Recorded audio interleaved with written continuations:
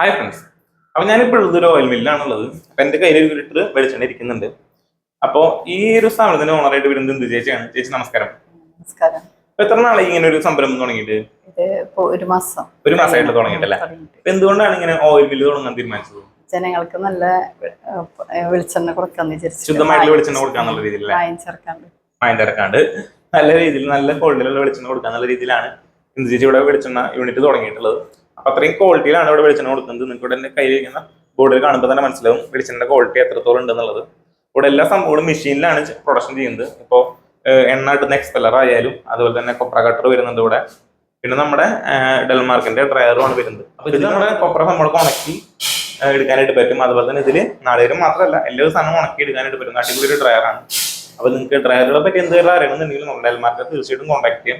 അതുപോലെ തന്നെ നിങ്ങൾക്ക് ഇത്രയും ക്വാളിറ്റിയുള്ള വെളിച്ചെണ്ണ വേണമെന്നുണ്ടെങ്കിൽ നമ്മുടെ ചേച്ചിനെ കോൺടാക്ട് ചെയ്യാം. കോൺടാക്ട് നമ്പർ ഞാൻ വീഡിയോയിൽ കൊടുത്തിട്ടുണ്ട്. അപ്പോൾ നിങ്ങൾക്ക് നമ്മുടെ ഈ സ്ഥാപനത്തിന് ഫുൾ ആയിട്ട് ഒരു വീഡിയോ കാണുന്നുണ്ടെങ്കിൽ നമ്മുടെ ചാനൽ നമ്മൾ ഓൾറെഡി വീഡിയോ അപ്ലോഡ് ചെയ്തിട്ടുണ്ട്. അപ്പൊ അത് കയറി കാണാനുള്ളതാണ്.